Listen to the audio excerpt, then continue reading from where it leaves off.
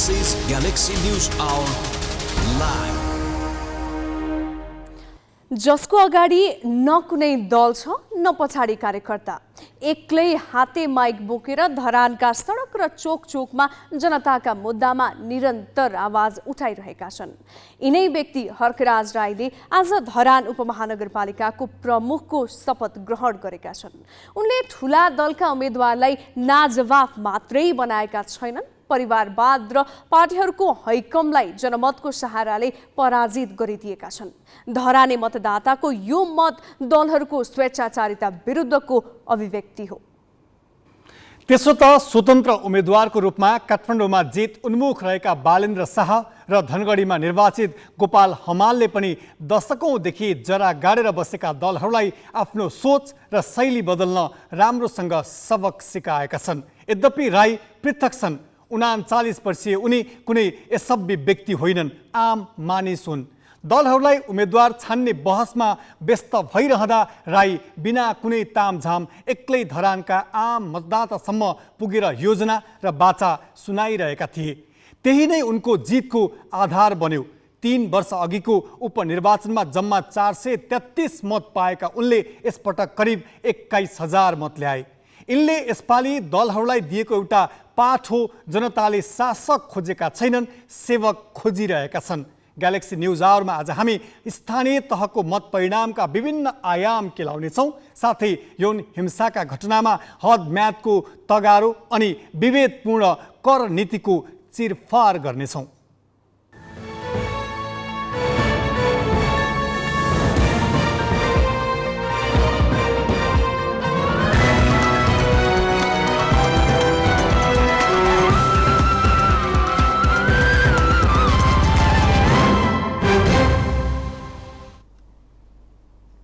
नमस्कार, यो हो ग्यालेक्सी न्यूज आवर। अब हेडलाइन्स।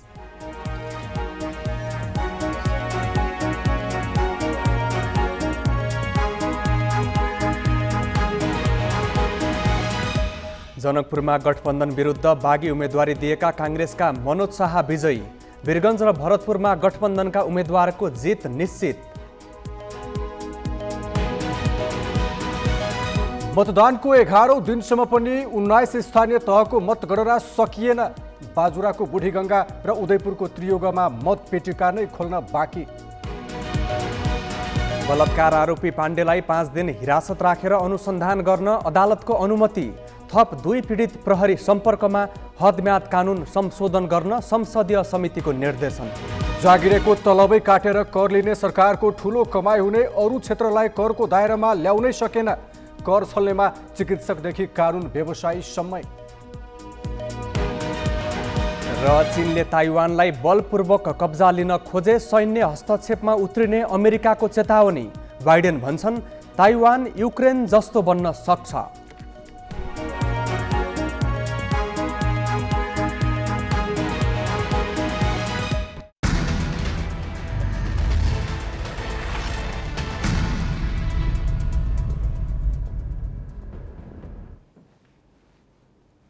मध्य प्रदेशको राजधानी जनकपुरधाम उपमहानगरपालिकाको प्रमुखमा नेपाली कांग्रेसका बागी उम्मेद्वार मनोज कुमार शाह निर्वाचित भएका छन्। शाहले 13,465 मत ल्याए। उनका निकटतम प्रतिद्वन्दी एमालेका शिवशंकर शाहले 9,532 मत ल्याएका छन्।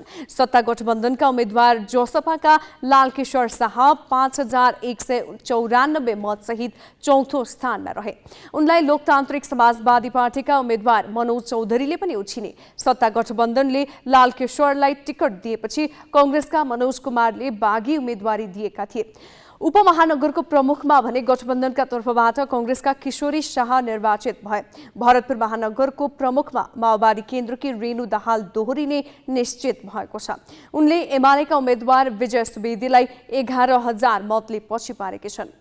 अब त्यहाँ गन्न बाँकी मत 11,000 भन्दा कम छ। यस्तै पोखरा महानगरमा 1,30,000 मतगणना हुँदा एकीकृत समाजवादीका धनराज आचार्यले करिब 3,000 मतको अग्रता लिएका छन्। ललितपुर र वीरगञ्जमा सत्ता गठबन्धनका उम्मेद्वारले एमालेका उम्मेद्वारको भन्दा दोब्बर मत पाएका छन्। काठमाडौँ महानगरपालिकाको प्रमुख पदमा स्वतन्त्र उम्मेद्वार बालेन्द्र शाहले 19,000 मतको अग्रता लिएका छन्। 1,41,000 मतगणना हुँदा बालेन्द्रले 47,500 मत ल्याएका छन्। दोस्रो स्थानमा रहेकी कांग्रेसकी सृजना सिंह एमालेका केशव स्थापित भन्दा 1,000 मतले अगाडि छन्।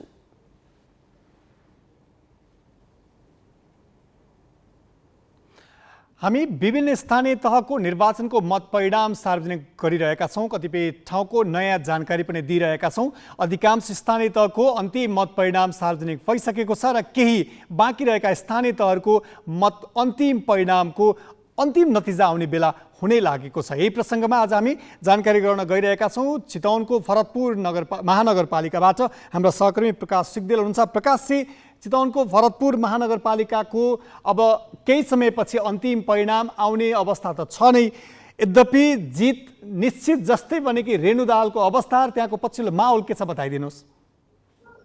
नवराजी, अहिलेसम्म भरतपुर महानगरपालिकाको 1,16,666 मत गनिएको छ। अब झन्डै 11,000 को हाराहारीमा मत गन्न बाँकी छ। भोलि बिहानसम्म अन्तिम परिणाम आउने भनेर हामीले जानकारी पाएका छौँ। अहिलेसम्म रेणु दाहालले 47,040 मत प्राप्त गर्नु भएको छ भने विजय सुवेदीले 35,583 मत प्राप्त गर्नु भएको छ। त्यस्तै गरी जगन्नाथ पौडेल हुनुहुन्छ स्वतन्त्रबाट, उहाँले 14,263 मत प्राप्त गर्नु भएको छ।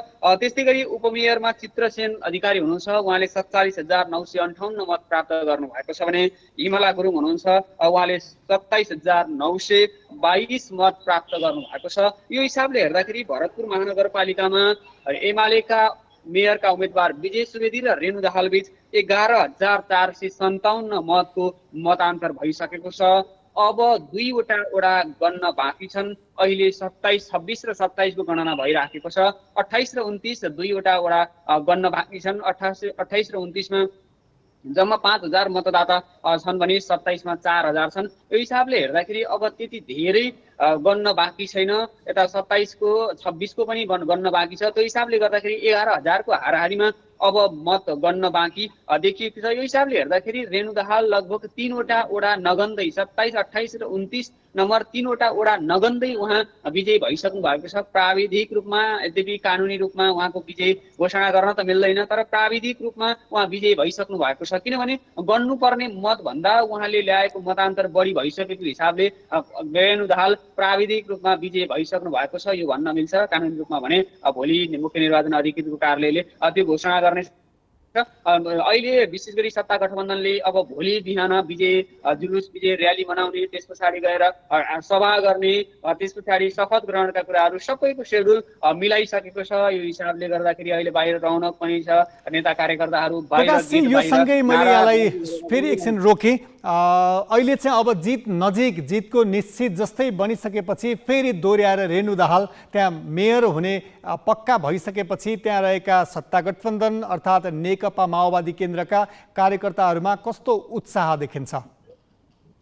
उत्साह निकै छ।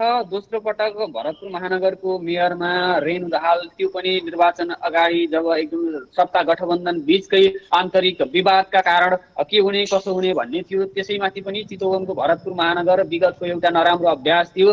कसरी निर्वाचन होला, के होला, निर्वाचन त राम्रै गरी सम्पन्न भयो, त्यसपछि गणना प्रक्रिया के होला कसो होला भन्ने थियो। बीचबीचमा मतान्तर नजिकै जाँदाखेरि भित्र आन्तरिक रूपमा हुने समस्याले घरिघरि मतगणना रोकिनुपर्ने स्थिति पनि थियो र पछि मतान्तर जब बढ्दै गयो त्यस पछाडि खासै असहज अवस्था भएन। अहिले बाहिर उत्साह त छ। विगतको निर्वाचनमा जस्तो एकदमै मतदातामा, आम नेता कार्यकर्ताहरूमा त्यस्तो खालको बिग्नै उत्साह त हामी देख्दैनौँ, तर जे भए पनि एक खालको उत्साह चाहिँ छ। अहिले मतान्तर अलिकति बढी भएको हिसाबले गर्दा यसै जित भयो भन्ने खालको, मान्छेमा पहिलो जित्नुभयो भन्ने खालको भइसकेका हिसाबले गर्दाखेरि त्यति धेरै उत्साह त देखिँदैन। यद्यपि मानिसहरूमा उत्साह छ। 200-300 मानिसहरू बाहिर गेट बाहिर बसेर नारा गरिरहेका छन्। उनीहरूले विजय उत्सव मनाउने तयारीमा बसेका छन्। हिजो अस्ति अहिलेसम्म आइपुग्दाखेरि त्यति धेरै प्रकाशजी, उहाँको औपचारिक घोषणा भएपछि फेरि पनि तपाईँसँग सम्पर्कमा आउनेछौँ। उनी थिए हाम्रा चितवन संवाददाता प्रकाश सिग्देल र भरतपुर महानगरपालिकाको अब केही मत मात्रै गर्न बाँकी रहनु पूर्व नै औपचारिक रूपमा घोषणा नभए पनि रेणु दाहाल नेकपा माओवादी केन्द्रको तर्फबाट मेयर पदमा निर्वाचित हुने पक्का जस्तै बनिसकेको छ।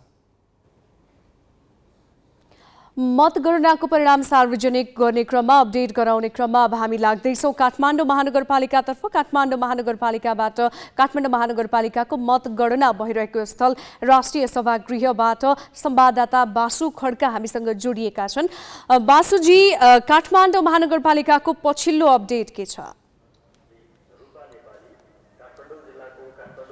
सोनिकाजी, काठमाडौँ महानगरपालिकाको मतगणना राष्ट्रिय सभागृहमा जारी नै छ र काठमाडौँ महानगरपालिकाको यसरी मतगणना जारी रहँदै गर्दाखेरि अहिले भर्खरै मात्रै मुख्य निर्वाचन अधिकृतको कार्यालयले वडा नम्बर 26 को मत परिणाम सार्वजनिक गरेको छ र वडा नम्बर 26 मा नेपाली कङ्ग्रेसका ख्यामराज तिवारी विजयी भएका छन्। उनी नेपाली कङ्ग्रेसका उम्मेदवार हुन् र अहिलेसम्म काठमाडौँ महानगरपालिकाको प्रमुख पदका लागि 1,37,482 मतगणना भएको छ। यो केही बेर अगाडि निर्वाचन अधिकृतको कार्यालयले सार्वजनिक गरेको थियो, जस अनुसार लौरो चुनाव चिन्ह लिएर निर्वाचन प्रक्रियामा अथवा चुनावी मैदानमा उत्रिएका बालेन्द्र शाह अग्रस्थानमा रहेका छन्। उनले अहिलेसम्म 46,024 मत प्राप्त गर्दाखेरि उनलाई नेपाली कङ्ग्रेसका उम्मेदवार गठबन्धनबाट जो प्रतिस्पर्धामा अगाडि बढेकी थिइन् सिर्जना सिंहको अहिलेसम्म 28,141 मत आएको छ भने 28,141 मत आएको छ भनेदेखि यी दुई उम्मेदवार बीचको मतान्तर चाहिँ 18,000 भन्दा बढी रहेको छ भने नेकपा एमालेका तर्फबाट उम्मेदवार बनेका केशव स्थापितको 27,286 मत रहेको छ। यो त काठमाडौँ महानगरपालिकाको प्रमुख पदका लागि अहिले चुनावी प्रतिस्पर्धामा रहेका मुख्य 3 प्रतिस्पर्धीको मत परिणाम हो भनेदेखि यसै गरी उपप्रमुख पदका लागि नेकपा एमालेबाट चुनावी प्रतिस्पर्धामा उत्रिरहेकी सुनिता डङ्गोल अग्र स्थानमा रहेकी छन्। उनको 49,636 मत प्राप्त भएको छ भनेदेखि उनलाई गठबन्धनका तर्फबाट नेकपा एकीकृत समाजवादीका रामेश्वर श्रेष्ठले पछ्याएका छन्। उनको निकै नै कम मत आएको छ, उनले 16,501 मत प्राप्त गरेका छन् भनेदेखि राप्रपाका उम्मेदवारको 9,798 मत प्राप्त भएको छ। यो त प्रमुख र उपप्रमुख पदका लागि भएको मत परिणामको पछिल्लो अपडेट हो भनेदेखि काठमाडौँ महानगरपालिकामा 32 वटा वडा रहेकोमा अहिलेसम्म 22 वटा वडाको मतगणना सकिसकेको छ। यसमा वडा नम्बर 1 देखि 12 सम्म सुरुका वडाको गणना सकिएको छ भनेदेखि त्यसै गरी वडा नम्बर 23, 24, 25, 26, 27 देखि 32 सम्मका वडाको पनि मतगणना सकिसकेको छ र अब अहिले चाहिँ वडा नम्बर 13, 14, 15, 16 अनि त्यसै गरी 18, 19, 20, 21 र 22 वडाको मतगणना जारी रहेको छ। अहिले यति वडाको मतगणना जारी छ भनेदेखि मतदान सकिएको 8 दिन 9 दिन भइसक्दा पनि अझै वडा नम्बर 17 को भने मतपेटिका खोल्न नै बाँकी छ। यी वडा मध्ये कुनै एउटा वडाको मतगणना सकिसकेपछि वडा नम्बर 17 को पनि मतपेटिका खाली गराएर चाहिँ गणना सुरु गर्ने भनेर मुख्य निर्वाचन अधिकृतको कार्यालयले जानकारी गराएको छ। बासुजी, अब राष्ट्रिय सभागृह बाहिर चाहिँ मतगणना सुरु भएदेखिबाट एउटा उत्सव जस्तै माहौल बनेको थियो। बालेन्द्र शाहका समर्थक भनौँ अथवा कार्यकर्ताहरू मतदाताहरूको उपस्थिति निकै बाक्लो थियो। अब मतगणना लगभग सकिने लाग्दाखेरि चाहिँ त्यो अवस्था छ कि छैन? अब स्वतन्त्र उम्मेदवारका समर्थक नेता कार्यकर्ताहरूको उपस्थिति कस्तो छ? राष्ट्रिय सभागृह बाहिरको माहौल बताइदिनुहोस्। सोनिकाजी, जसरी मतगणना सुरु गर्दै गर्दाखेरि गत शनिबारबाट नै स्वतन्त्र उम्मेदवारका पक्षधरहरू जसरी बाहिर विजय जुलुस अथवा एक किसिमको हर्षोल्लास मनाइरहेका थिए त्यो हर्षोल्लास मनाउने क्रम चाहिँ केही दिन निरन्तरता पाइरहेको थियो र अहिले जसरी त्यो सुरुका दिनहरूको जसरी हर्षोल्लास चाहिँ अहिले छैन। अहिले पछिल्ला दिनहरूमा चाहिँ दिउँसो आउने, बाहिर केही समय बस्ने, प्रदर्शनी गर्ने, रमाइलो गर्ने, त्यसपछि साँझपख फर्किने क्रम चलिरहेको छ र आजको अवस्था भन्ने हो भने भित्र मतगणना जारी रहँदै गर्दाखेरि बाहिर सडक भने सुनसान अवस्थामा रहेको छ। जसरी सुरुका दिनहरूमा प्रदर्शन एउटा उत्साह थियो मतदातामा, अहिले पछिल्लो समय अब यो मतगणना सुरु भएको लामो समय भइसकेको, धेरै दिन भइसकेकोले पनि हुन सक्छ त्यो सुरुको दिनको जस्तो उत्साह उमङ्ग चाहिँ बाहिर सडकमा देख्न सकिन्छ। बासुजी, यहाँलाई धन्यवाद। उनी थिए संवाददाता बासु खड्का। काठमाडौँ महानगरपालिकाको मतगणना भइरहेको स्थल राष्ट्रिय सभागृहबाट हामीलाई अपडेट दिँदै अहिले वडा नम्बर 26 को नतिजा आएको छ र नेपाली कङ्ग्रेसका उम्मेदवार विजयी भएका छन् र मेयर पदमा भने स्वतन्त्रका बालेन्द्र शाह नै अगाडि रहेका छन्। 2075 जेठ 2 गते एमाले र माओवादी केन्द्रबीच पार्टी एकता गर्ने सम्झौतामा हस्ताक्षर भयो। एकतापछि बनेको नेकपा कार्यकालभरि 5 बुँदे सम्झौता चर्चामा रह्यो। एमाले अध्यक्ष केपी शर्मा ओली र माओवादी केन्द्रका अध्यक्ष पुष्पकमल दाहालले प्रधानमन्त्री पद आधा कार्यकाल पाउने गरी भएको एकताबाट महासचिवमा एमालेका विष्णु पौडेलले बाजी मारे। तिनै पौडेल अहिले एमालेमा एकपछि अर्को गरी कमजोर बनिरहेका छन्। स्थानीय तहको निर्वाचनमा पनि उनको विपक्षमा मत आयो। उनको निर्वाचन क्षेत्रमा पर्ने बुटवल उपमहानगरमा काङ्ग्रेसले 25 वर्षपछि जित्यो। उनलाई पछि पारेर महासचिव बनेका शङ्कर पोखरेल भने आफ्नो क्षेत्रमा 2 उपमहानगरमा विजय गराई पार्टीलाई जोगाउन सफल हुँदैछन्। यस नतिजाले पार्टीमा अब पोखरेललाई थप बलियो बनाउन सक्नेछ भन्ने परिस्थिति देखिएको छ।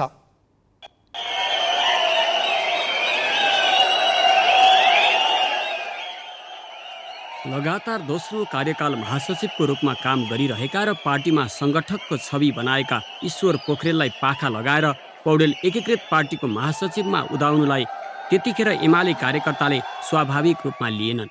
पौडेल नेकपा कालभरि ओली र दाहालको निकट भइरहे, तर नेकपा सग्लो रहेन।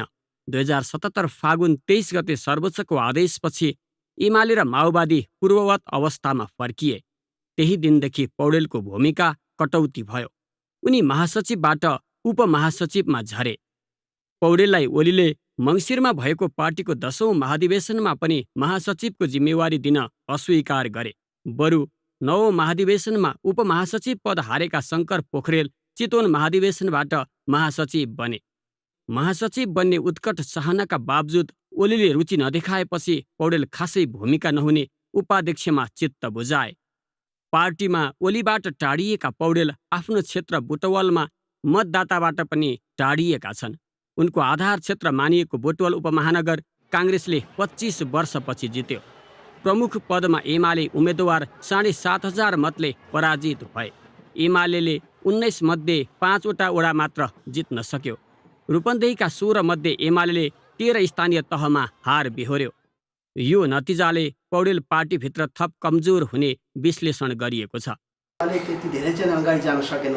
त्यसर्थ यो क्षेत्रमा जनताहरू नेकपा एमालेबाट निराश भइरहेको अवस्थामा नेपाली काङ्ग्रेस त्यसको विकल्प हुन सक्छ भनेर नेपाली काङ्ग्रेस बुझे। र कुरो ठिकै के हो भने नेपाली काङ्ग्रेस विकल्प हो नेकपा एमालेको र नेकपा एमाले नेपाली काङ्ग्रेसको विकल्प हो। र खास गरी यी दुवै पार्टीहरू लोकतान्त्रिक अभियानबाट लोकतान्त्रिक आन्दोलनबाट उब्जिएर आएका हुनाले यी दुवै पार्टीहरू जिम्मेवार जवाबदेही हुन्। पौडेलले 2074 को प्रतिनिधि सभा निर्वाचनमा भोट माग्दा मतदाता सामु बुटवललाई प्रदेश राजधानी बनाउने आश्वासन बाँडेका थिए, तर आश्वासन पूरा गराउन सकेनन्। पार्टीभित्र उनका प्रतिस्पर्धीका रूपमा रहेका दाङका पोखरेलले मुख्यमन्त्रीको रूपमा आफ्नो गृह जिल्लाको भालुबाङ क्षेत्रलाई राजधानी बनाए, जुन पौडेलले चाहेका थिएनन्। पौडेललाई पाखा लगाएर पार्टीका महासचिव बनेका पोखरेलले भने गृह जिल्ला दाङमा घोराही उपमहानगर जोगाए। घोराही उपमहानगर प्रमुखमा एमाले उम्मेद्वारले सत्ता गठबन्धनका उम्मेद्वारलाई 5,500 मतले हराए। तुलसीपुर उपमहानगरमा पनि एमाले उम्मेद्वार अगाडि छन्। धेरै सहरी क्षेत्रमा पार्टीले हारेको स्थितिमा दाङको मतलाई पोखरेलको सफलताका रूपमा लिएको छ। केन्द्रबाट गठबन्धन गर्नुपर्ने भन्ने नीतिगत निर्णय, त्यसलाई कार्यान्वयन गर्ने एक किसिमले बाध्यता, तर दुईटै तर्फका कार्यकर्ताहरूको बिचमा लामो एउटा खालको विभाजन, मानसिक रूपमा विभाजन भएको र एक किसिमले तुरुन्तै गठबन्धन गर्ने भने त्यो विभाजनलाई भावनात्मक जो विभाजन छ त्यो भावनात्मक विभाजनलाई भावनात्मक एकतामा रूपान्तरण गर्न नसकेको कारणले र एमालेको सङ्गठन पनि यो बिचमा अलिकति सुधार भएको।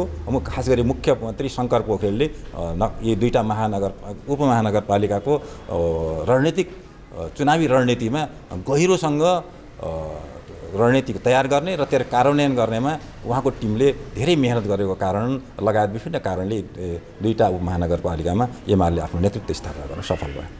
पोखरेललाई एमाले भित्र ओलीको उत्तराधिकारीका रूपमा हेर्ने गरिन्छ। उनी पार्टीको मार्गदर्शक सिद्धान्त जनताको बहुदलीय जनवादका व्याख्याता पनि मानिन्छन्। पार्टीभित्र राजनीतिक र सैद्धान्तिक पकड जमाएका पोखरेलले आफ्नो क्षेत्रमा मत पनि जोगाउनलाई उनलाई पन्छाएर नेतृत्वमा पुग्न पौडेललाई थप चुनौती खडा भएको रूपमा अर्थ्याइएको छ। दाङबाट रोशनमान श्रेष्ठ, बुटवलबाट शिव डुम्रेको सहयोगमा अक्षर काका, ग्यालेक्सी फोके, काठमाडौँ।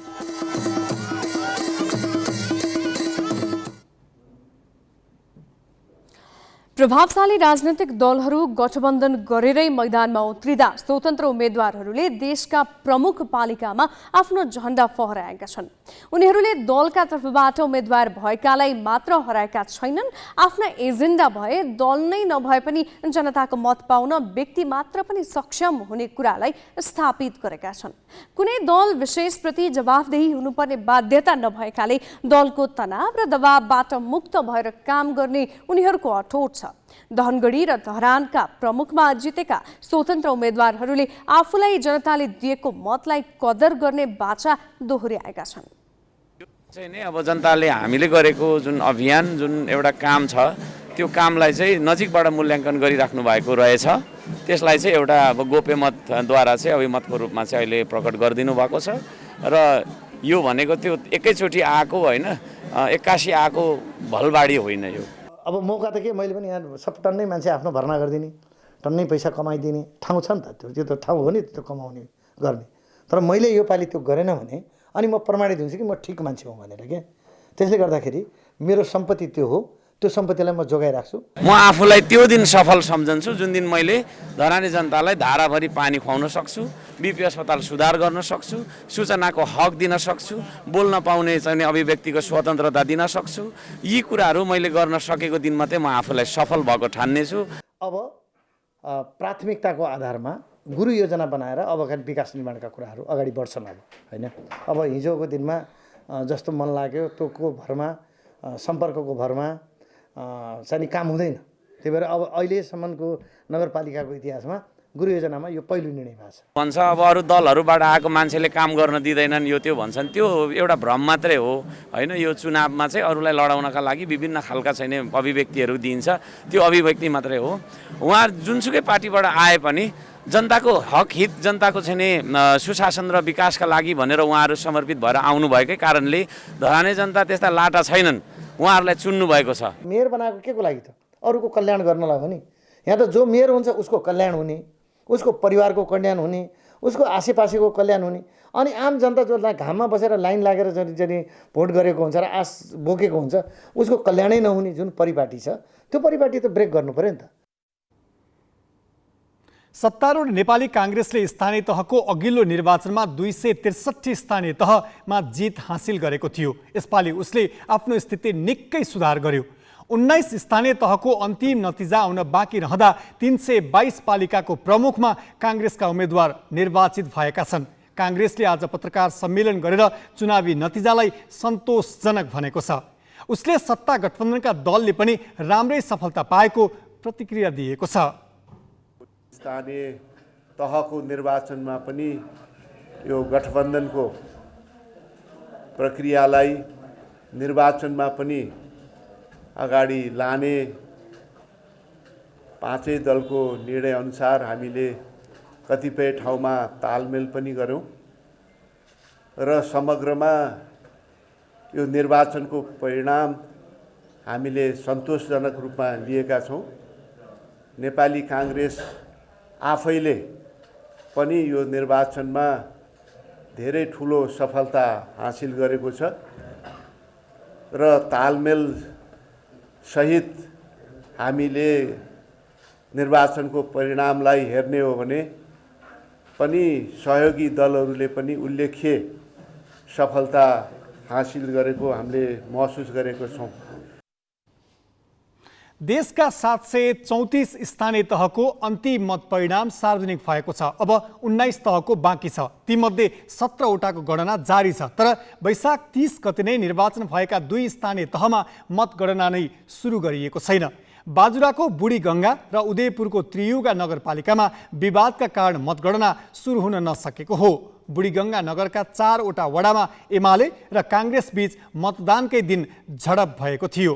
सत्तारूढ दल काङ्ग्रेसले पुनः मतदान गर्नुपर्ने माग गरेको छ। निर्वाचन आयुक्त सगुन शमशेर राणा स्थलगत अध्ययन नै गरी प्रतिवेदन बुझाइसक्दा पनि आयोग यसबारेमा अनिर्णित छ। यस्तै उदयपुरको त्रियुगा 12 को जनप्रेमी आधारभूत विद्यालय केन्द्रमा मतदानका क्रममा भएको विवादमा पनि आयोगले कुनै निर्णय दिन सकेको छैन। यसबारेमा रामप्रसाद भण्डारीको टोलीले अनुगमन गरेर प्रतिवेदन बुझाइसकेको र अध्ययन गरेर आयोग चाँडै निष्कर्षमा पुग्ने प्रवक्ता शालिग्राम शर्मा पौडेलको भनाइ छ। स्थानीय तह निर्वाचन अन्तर्गत मतगणनाको अपडेट दिँदै जानेछौँ। अब केही न्युज संक्षेपमा। सरकारले विश्व ब्याङ्कबाट थप 33 अर्ब रुपियाँ ऋण लिने भएको छ। यातायात तथा व्यापार आबद्धता अभिवृद्धि कार्यक्रमका लागि सरकारले विश्व ब्याङ्कसँग ऋण लिने भएको हो। ऋण लिनका लागि विश्व ब्याङ्कसँग वार्ता गर्न मन्त्री परिषदले समिति गठन गरेको छ। मन्त्री परिषदको जेठ 6 गतेको बैठकले गरेका निर्णय सरकारका प्रवक्ता ज्ञानेन्द्र बहादुर कार्कीले आज सार्वजनिक गरेका छन्। मन्त्री परिषदले वैदेशिक रोजगारीबाट फर्किएकाहरूको पुनः एकीकरण आयोजनाका लागि स्विट्जरल्यान्डले दिन लागेको 86 करोड 13 लाख रुपियाँ अनुदान सहायता स्वीकार गर्ने निर्णय गरेको छ। बैठकले सुर्खेतको भेरीगङ्गामा विमानस्थल निर्माण गर्न सैद्धान्तिक स्वीकृति समेत दिएको छ। राष्ट्रिय सभामा बलात्कारमा संलग्नलाई नपुंसक बनाउनु पर्ने आवाज उठेको छ। राष्ट्रिय सभाको आज बसेको बैठकमा सत्तारूढ जनता समाजवादी पार्टीकी सांसद प्रमिला कुमारीले बलात्कारमा संलग्नलाई औषधि प्रयोग गरेर नपुंसक बनाउने खालको कानुन ल्याउन सरकारसँग माग गरिन्।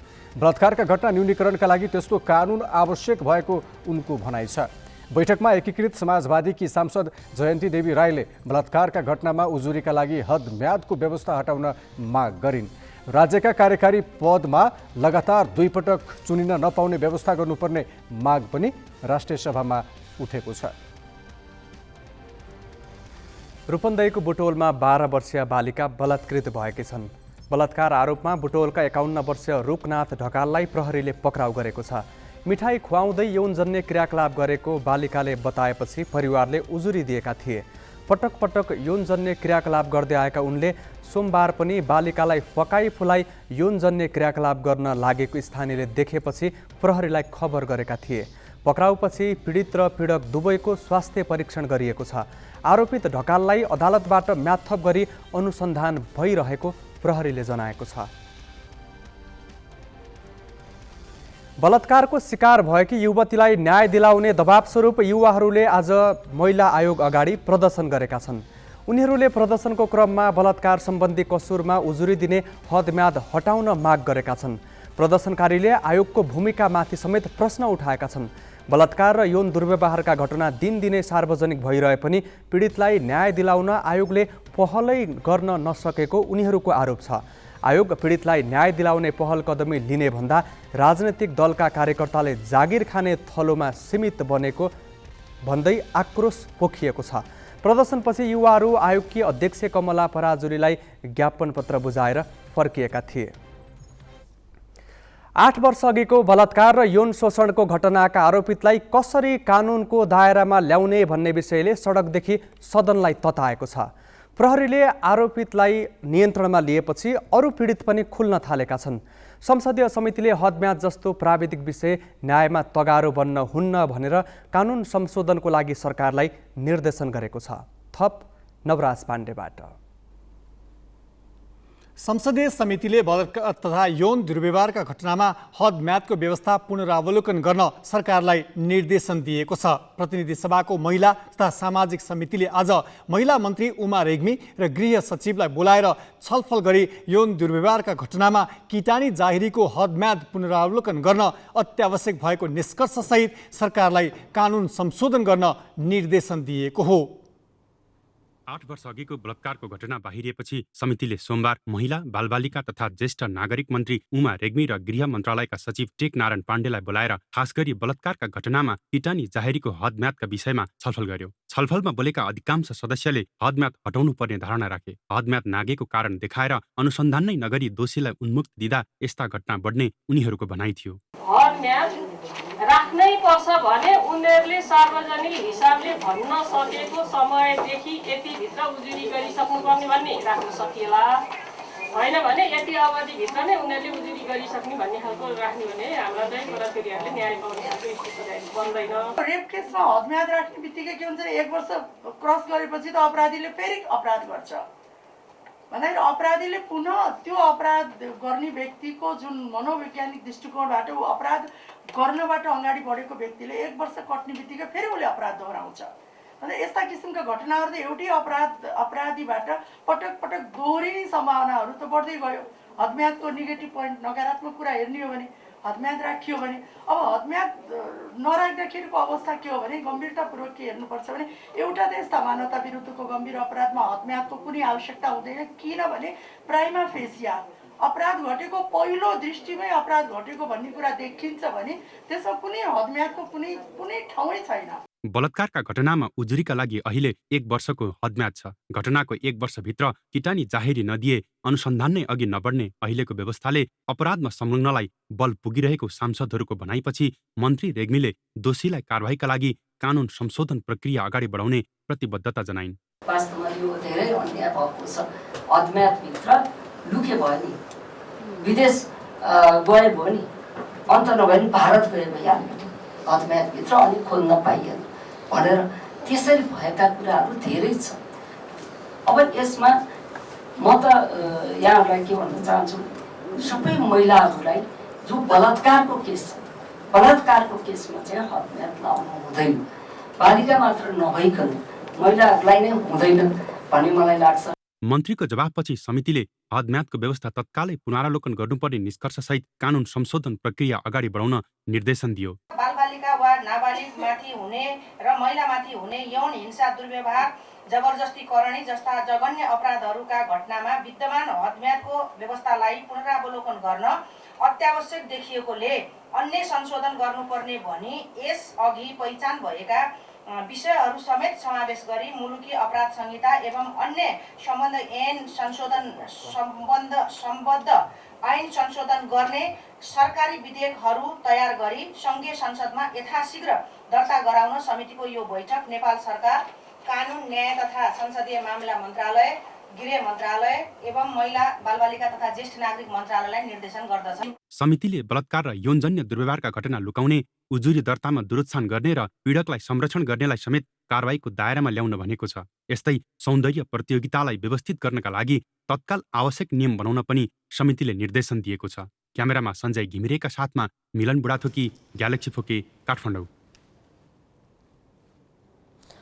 सौन्दर्य प्रतियोगिताका आयोजकले बलात्कार गरी 6 महिनासम्म यौन हिंसा गरेको घटना पीडित युवतीले एक साता अघि सार्वजनिक गरिन्। सामाजिक सञ्जाल मार्फत घटना सार्वजनिक भएपछि फरार भएका आरोपित ग्लोबल कन्सल्टेन्सीका सञ्चालक मनोज पाण्डेलाई प्रहरीले नियन्त्रणमा लियो। घटनाबारे अनुसन्धानका लागि पाण्डेलाई 5 दिन हिरासतमा राख्न अदालतले अनुमति दिएको छ। पाण्डे विरुद्ध मानव बेचबिखन तथा ओसार पसार ऐन अन्तर्गत कारबाही प्रक्रिया अगाडि बढाइएको हो। स्थानीय चुनावले देशको माहौल तातिरहेका बेला बुधबार सामाजिक सञ्जालमा एकाएक एउटा भिडियो भाइरल भयो जसले आम जनमानसको ध्यान खिच्यो। टिकटक र इन्स्टाग्राम मार्फत सार्वजनिक भिडियोमा एक युवतीले 8 वर्ष अघि आफूमाथि भएको यौन शोषणको दर्दनाक पीडा पोखेकी थिइन्। घटना हुँदा पीडित किशोरी नै थिइन्। 2071 भएको मिस ग्लोबल इन्टरनेसनल नामक ब्युटी पेजेन्टका क्रममा होटलमा बोलाएर बेहोस बनाई आफूलाई बलात्कार गरेको र बलात्कारको भिडियो बनाएर ब्ल्याकमेल गर्दै 6 महिनासम्म निरन्तर यौन शोषण गरेको भिडियो सार्वजनिक भएपछि आरोपित पाण्डे फरार भए। प्रहरीको काठमाडौँ उपत्यका अपराध अनुसन्धान कार्यालयको टोली मनोपरामर्शदाता सहित पीडित युवतीको सम्पर्कमा पुग्यो। युवतीले आफूमाथि भएको ज्यादती विरुद्ध प्रहरीमा जाहेरी दिइन्। पाण्डेलाई शनिबार काठमाडौँको स्वयम्भूबाट नियन्त्रणमा लिएको प्रहरीले उनीमाथि कारबाही प्रक्रिया अगाडि बढाएको छ। समितिमा भएका मान्छे नभएका मान्छे पनि हाम्रो एउटा सोल जिम्मेवारी हो भन्ने हिसाबले लाग्यो र एक हिसाबले हामी व्यक्ति पनि पक्राउ गऱ्यौँ र हिजोसम्म सबै किसिमको पाटोलाई परामर्श गरेर सबैको सहमतिमा यस हुनसक्छ भन्ने हिसाबले एउटा निकास निकाल्यो र पीडित पनि आफ्नो आफन्तहरू कानुनी सल्लाहसँग सल्लाह गरेर एक किसिमको जाहेरी पनि दिनुभएको छ र त्यो जाहेरी आइ पनि सकेको छ र आज त्यो जाहेरी हिजो अस्ति नै जाहेरी दर्ता भएको अवस्था थियो र आज चाहिँ त्यो अदालतमा जाने बयान प्रमाणित गर्ने र यसले कानुनी मोड लिने अवस्था छ। शनिबार र आइतबार सार्वजनिक विदा भएकाले प्रहरीले पाण्डेलाई सोमबार अदालतमा उपस्थित गराएको हो। पाण्डेलाई अदालतमा उपस्थित गराउनु अघि पीडितको बयान अदालतमा प्रमाणित गरिएको थियो। बलात्कारको आरोप त छँदैछ। पाण्डेका गतिविधिमा मानव बेचबिखन तथा ओसार पसार ऐन पनि आकर्षित भएको छ। प्रहरीले मानव बेचबिखनमा मुद्दा चलाउनका लागि अनुसन्धान गर्न अदालतबाट 5 दिनको म्याद लिएको छ। बलात्कारको आरोप लागेका मनोज पाण्डेले अन्य 2 किशोरीलाई पनि यौनजन्य दुर्व्यवहार गरेको भनेर प्रहरीको सम्पर्कमा आइसकेको प्रहरीको उच्च स्रोतले बताएको छ भने यो उजुरीको संख्या अझै बढ्न सक्ने प्रहरीको अनुमान छ र प्रहरीले मनोज पाण्डेलाई अदालती प्रक्रियामा सोमबार लगिसकेको छ। सौन्दर्य प्रतियोगीले त पाण्डेको हरकत सामाजिक सञ्जाल मार्फत सार्वजनिक गरिन् नै उनी विरुद्ध अरूले पनि यौन शोषण गरेको आरोप लगाएका छन्। 17 वर्षीय नाबालिगले पाण्डे विरुद्ध जाहेरी दिएकी छन् भने अर्की युवती पनि पाण्डेबाटै पीडित भएको भनी प्रहरीको सम्पर्कमा आएकी छन्। पाण्डे विरुद्धको दोस्रो जाहेरीको घटना हदम्याद भित्रैको हो। क्यामेरामा विष्णु थापाका साथमा शिखा श्रेष्ठ, ग्यालेक्सी 4K, काठमाडौँ। अब केही न्युज संक्षेपमा। मध्य प्रदेशको एक स्थानीय तहले विजयोत्सव मनाउन सार्वजनिक बिदा दिएको छ। हालै निर्वाचनमा निर्वाचित भएर आएका जनप्रतिनिधिले विजयोत्सव मनाउन आज सप्तरीको रूपनी गाउँपालिकामा सार्वजनिक बिदा दिएका हुन्। गाउँपालिकाका नवनिर्वाचित अध्यक्ष दिनेश कुमार यादवको आदेशमा पालिका भरका सरकारी संस्था, शिक्षण संस्था र स्वास्थ्य संस्था समेतमा सार्वजनिक बिदा दिएको छ। प्रमुख प्रशासकीय अधिकृत अरविन्द कुमार चौधरीले जारी गरेको सूचनामा विजय उत्सव मनाउन गाउँपालिकाका नवनिर्वाचित अध्यक्ष दिनेश कुमार यादवको आदेशअनुसार जेठ 9 गते सोमबार गाउँपालिका क्षेत्रभित्रका सरकारी कार्यालय, शिक्षण संस्था, सङ्घ संस्था र स्वास्थ्य संस्थाहरूमा सार्वजनिक बिदा दिएको उल्लेख छ। शेयर बजार परिसूचक नेप्सेले 16 महिना यताकै न्यून बिन्दुलाई परीक्षण गरेको छ। स्थानीय तहको चुनावपछि निरन्तर घटेको बजारले आज पनि निरन्तरता पाउँदा नेप्से 2200 को बिन्दुमा झरेको छ। जुन 2077 पुस 25 यताकै न्यून हो त्यो दिन नेप्सेले 2205 बिन्दुलाई परीक्षण गरेको थियो। त्यसको भोलिपल्ट 2201 बाट कारोबार खुलेको थियो। 15 दिनअघि नेप्से 2204 बिन्दुलाई परीक्षण गरेर फर्किएको थियो। कारोबारमा आएका 13 वटै समूहले नेप्से आज घटाएका हुन्। 178 कम्पनीको सेयर मूल्य घट्दा 13 वटाको बढेको छ। यस्तै 1 अर्ब 37 करोड रुपियाँको सेयर किनबेच भयो। लगानीकर्ताको सम्पत्ति 49 अर्बले घटेको छ। अमेरिकाका राष्ट्रपति जो बाइडनले चीनले ताइवानमा आक्रमण गरे अमेरिकाले सैन्य हस्तक्षेप गर्ने चेतावनी दिएका छन्। राष्ट्रपति बाइडनले जापानका प्रधानमन्त्री फुमियो किसिदाको उपस्थितिमा उक्त चेतावनी दिएका हुन्। बाइडनले रुसले युक्रेनमाथि आक्रमण गरे ताइवानलाई सुरक्षा गर्ने जिम्मेवारी झन बलियो बन्ने बताएका हुन्। अमेरिका एक चीन नीतिको पक्षमा रहेको उनको भनाइ छ। उनले ताइवानलाई बलपूर्वक लिने अवधारणा गलत रहेको बताउँदै चीनले ताइवानमाथि आक्रमण गर्ने स्थितिको अपेक्षा नगरेको बताए। चीनले ताइवानमा आक्रमण गरे समग्र क्षेत्रलाई अस्थिर बनाउने र ताइवान अर्को युक्रेन जस्तो हुने उनको भनाइ छ।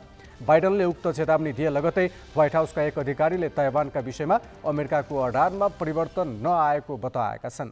राष्ट्रपति बाइडन क्वाड शिखर सम्मेलनका लागि अहिले जापानमा छन्। क्यानाडाको ओन्टारियो र क्युबेक प्रान्तमा आएको भीषण आँधीको कारण 8 जनाको मृत्यु भएको छ। भीषण आँधीको कारण दक्षिण क्यानाडाका 9 लाख घर विद्युतविहीन भएको अन्तर्राष्ट्रिय सञ्चार माध्यमले जनाएका छन्। वातावरण क्यानाडा नामक संस्थाका अनुसार 2 घण्टाभन्दा बढी समयसम्म चलेको शक्तिशाली आँधी बेहरीको समयमा हावाको वेग 82 माइल प्रति घण्टा थियो। त्यस्तै ऊर्जा कम्पनी हाइड्रोवनले हरेक घरमा विद्युत पुनः जडान गर्न धेरै दिन लाग्ने जनाएको समाचारमा उल्लेख छ। मान्ट्रियल सहरस्थित हाइड्रो क्युबेकले त्यहाँका झन्डै 4 लाख घरमा अझै पनि विद्युत आपूर्ति बन्द रहेको जनाएको छ। क्यानाडामा आएको शक्तिशाली आँधीले धेरै रुखहरू ढलेका छन् भने यातायात अवरुद्ध भएको छ र घरहरूमा क्षति पुगेको जनाइएको छ।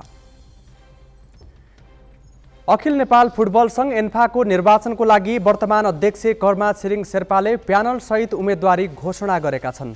शेर्पाको प्यानलबाट वरिष्ठ उपाध्यक्षमा शिक्षित पराजुली, उपाध्यक्षमा दीर्घराज केसी, रत्नकुमार श्रेष्ठ, उपेन्द्रमान सिंह र विज्ञान राज शर्मा रहेका छन्। यसैगरी सदस्यहरूमा दीपक थापा, प्रवीण यादव, रूपेश अधिकारी, लोकेन्द्र गुरुङ, रामराजा गुरुङ, टिकाराम लामा, प्रवेश सिंह राठौर, भरत थापा, अनिल श्रेष्ठ, रबिन व्यञ्जनकार, मणिराज विष्ट र मनिष जोशी रहेका छन्। आज अध्यक्ष पदमै फ्रेन्ड्स क्लबका पूर्व अध्यक्ष राजीव पौडेलले पनि उम्मेदवारी घोषणा गरेका छन्। यसअघि नै अध्यक्ष पदमै पङ्कज विक्रम नेवाङले उम्मेदवारी घोषणा गरिसकेका छन्। एन्फाको नयाँ नेतृत्वको लागि असार 6 गते निर्वाचन हुनेछ। उम्मेदवारी दर्ता प्रक्रिया भने शुक्रबार सुरु भइसकेको छ। सिजनको अन्तिम प्रतियोगिता सूर्य नेपाल प्रिमियर गल्फ च्याम्पियनसिपको पहिलो दिन एमेच्योर खेलाडी वाङछेन झुम्पुप शीर्ष स्थानमा रहेका छन्। उनी 7 अन्डर 65 सहित 3 स्ट्रोकको अग्रतामा छन्। उनले नम्बर 1 गल्फर भुवन नगरकोटीसँगै निरज तामाङ र रवि खड्कालाई 3 स्ट्रोकले पछि पारे। एमेच्योर झुन्डुपले शानदार प्रदर्शन गर्ने क्रममा फ्रन्ट 9 6 अन्डर 30 मा सकियो। पहिलो गोलमा बागी खेपे, दोस्रो, चौथो, पाँचौँ, छैटौँ र सातौँ होलमा एक सट बचाए भने तेस्रो होलमा इगलको सफलता प्राप्त गरे। 10औं र 13औं होलमा बर्डी प्रहार गर्दा 11औं होलको बोगीले ब्याक 9 2 अन्डर 65 मा पुरा गरे। रवि, निरज र भुवन 4 अन्डर 68 सहित संयुक्त रूपमा दोस्रो स्थानमा रहेका छन्। 3 अन्डर 69 सहित शुक्रबहादुर राई र एमेच्योर सद्भव आचार्य संयुक्त रूपमा 5औं स्थानमा बाँडे। 4 दिने प्रतियोगितामा 43 प्रोफेसनल र 11 एमेच्योर सहित 54 खेलाडीको सहभागिता रहेको छ। प्रतियोगिताको कुल पुरस्कार राशि 14,61,000 रहेको छ। विजेताले 2,50,000 प्राप्त गर्नेछन्। नेपालमा एउटा वर्ग आफ्नो गाँस काटेरै सरकारको खातामा इमानदारीपूर्वक नियमित कर दाखिला गर्छ।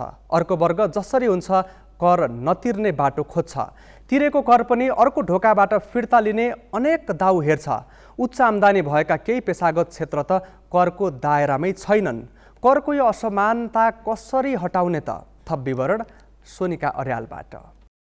सरकारले आगामी आर्थिक वर्षको बजेटबाट कर्मचारीको तलब बढाउने तयारी थालेको छ। चुनावी सरकार भएकाले सबै पक्षलाई रिझाउन आसन्न बजेट पनि उदार बन्ने संकेत हालै संसदमा प्रस्तुत बजेटका सिद्धान्त र प्राथमिकताले गरिसकेको छ।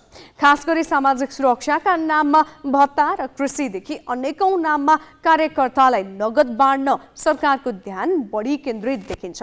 अर्थतन्त्र झन परनिर्भर भएका बेला यसरी खर्च बढाउन सरकारले या त राजस्व बढाउनुपर्छ नत्र ऋण लिनुपर्छ। यो ऋण पनि भविष्यमा राजस्वबाटै तिर्नुपर्छ। तर यस्तो राजस्व चाहिँ जागिरको भरमा बाँच्ने नागरिकको थाप्लोमा मात्रै हालिरहने विभेदकारी नीति सरकारले लिएको छ। वास्तवमा धनीहरू कर तिर्दैनन्। धेरैजसो धनी आफ्नो गाडी किन्दा सरकारबाट भ्याट फिर्ता लिन्छन्, कम्पनीको नाममा इन्धन भर्छन्। कतिले त घरको खानकी पनि कम्पनीकै नाममा बिल भर्छन्। घर भाडा कम्पनीकै सुविधामा लिन्छन्। यी सबै खर्चलाई प्रशासकीय खर्च मानेर कम्पनीले तिर्ने करबाट घटाउँछन्। व्यापारी व्यवसायी र ठूला कम्पनीका प्रमुखहरूले यस्तो चलाखी गरेर कर छल्ने भए पनि जागिर खाएर गुजारा गर्ने वर्गले यो अवसर पाउँदैन। उनीहरूको खातामा तलब आउनु अघि नै कर कट्टी गरिसकेको हुन्छ। त्यसपछि सबै उपभोग्य वस्तु र सेवामा लाग्ने अनेकौं कर पनि यही वर्गले तिर्छ।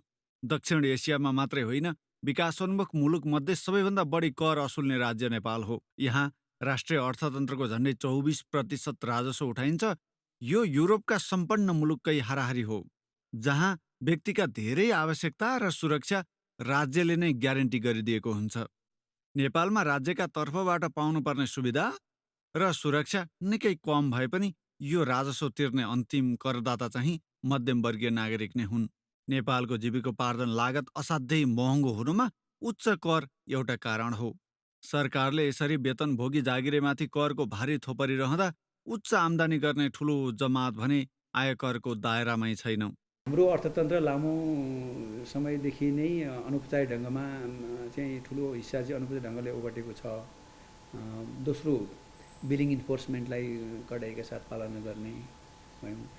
तेस्रो चाहिँ अब नयाँ एरिया पनि देखिएको छ। विगत तपाईँले 2 वर्षदेखि हेर्नु भने कोभिड पश्चात चाहिँ थुप्रै कारोबारहरू अनलाइनबाट चलिरहेछन्। डिजिटलाइजेसनको युग सुरु भएको छ।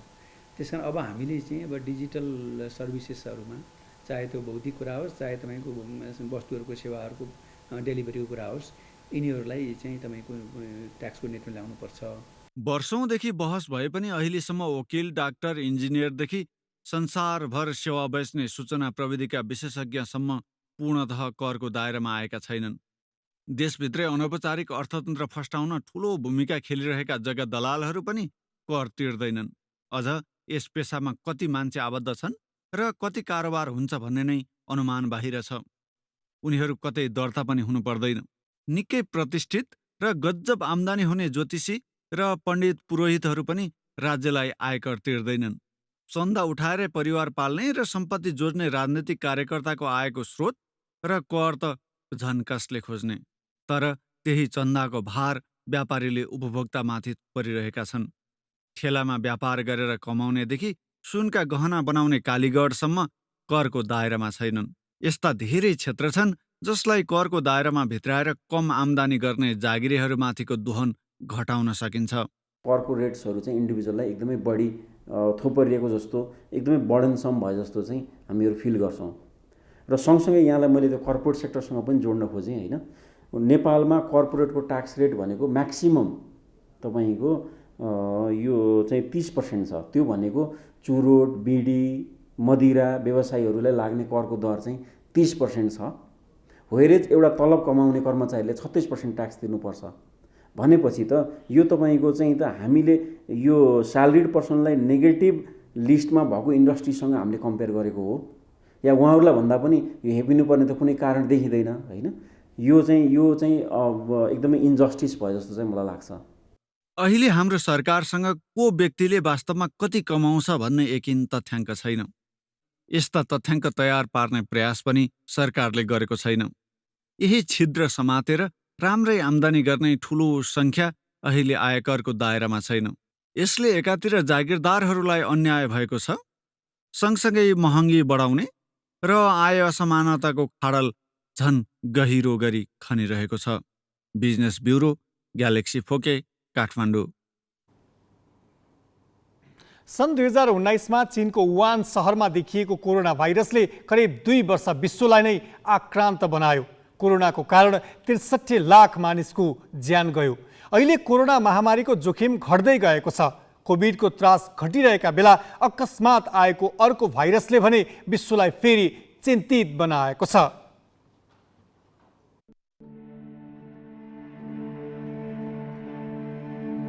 अहिले विश्वभर मंकीपक्स भाइरस चिन्ताको विषय बनेको छ। 2 वर्ष कोरोना महामारीले ग्रस्त विश्वले लय समाउन लागिरहेका बेला मंकीपक्स भाइरसले मानिसहरूमा नयाँ किसिमको डर सिर्जना गरेको हो। यो भाइरस विश्वकै लागि चुनौती बन्न सक्ने विश्व स्वास्थ्य संगठनको आकलन छ। सन् 1958 मा पहिलो पटक अनुसन्धानमा राखिएका बाँदरहरूमा देखा परेको मंकीपक्स भाइरस मानिसमा भने सन् 1970 मा अफ्रिकी मुलुक कङ्गोमा देखा परेको थियो। मंकीपक्स भाइरस बिफर भाइरसको वर्गमा पर्छ। यो भाइरस कम संक्रामक रहेको विज्ञहरूले बताउँदै आए पनि पश्चिम अफ्रिकामा भने यसैका कारण बिरामीको मृत्यु भएको पुष्टि भएको छ। अफ्रिकामा बढी संक्रमण पुष्टि भएको यो भाइरस हाल अफ्रिका बाहेक अस्ट्रेलिया, क्यानाडा, जर्मनी, बेलायत र अमेरिका सहित 12 देशमा पनि फैलिएको WHO ले जनाएको छ। मंकीपक्सबाट संक्रमित व्यक्तिलाई ज्वरो आउने, टाउको दुख्ने, सुन्निने, ढाड दुख्ने र मांसपेशी दुख्ने लक्षण देखा पर्छन्। एक पटक ज्वरो आएपछि सुरुमा अनुहार हुँदै शरीरका अन्य भागहरूमा डाबर देखा पर्न सक्छ। यस्तै संक्रमण भएको 5 देखि 21 दिनसम्ममा मंकीपक्सको लक्षणहरू देखिने गर्दछ। लक्षणहरू देखिएको 1 देखि 3 दिनमा अनुहार तथा शरीरमा बिबिराहरू देखिन थाल्दछ, जुन पछि पानी फोका हुँदै फुट्दै सुक्दै र झर्ने गर्दछन्। बिबिराहरू अनुहार तथा हात खुट्टामा बढी देखिने गर्दछन्। मंकीपक्स सामान्यतः 2 देखि 4 हप्तामा आफै निको हुने गर्दछ। तर झण्डै 10 संक्रमित मध्ये 1 को भने जटिलताको कारणले मृत्यु हुने गर्दछ। मंकीपक्सको अहिलेसम्म कुनै उपचार नभए पनि संक्रमितमा बिफरको खोप 85% प्रभावकारी देखिएको छ। भाइरस विरोधी औषधिहरू पनि उपयोगी हुन सक्ने विज्ञहरूले बताएका छन्।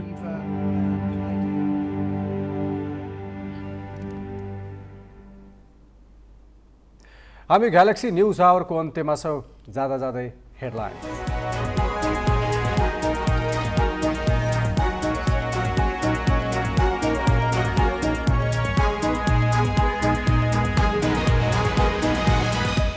जनकपुरमा गठबन्धन विरुद्ध बागी उम्मेदवारी दिएका कङ्ग्रेसका मनोज शाह विजयी।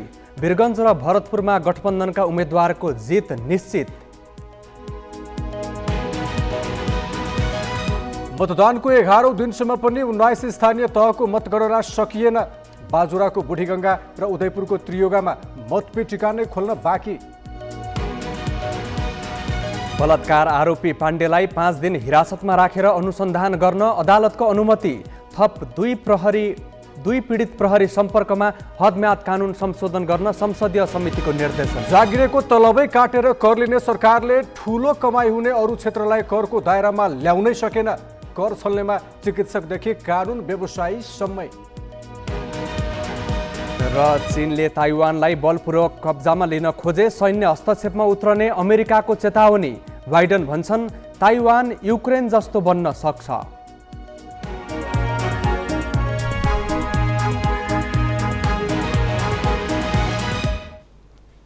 आजलाई ग्यालेक्सी न्युज आवर सकियो। नमस्ते।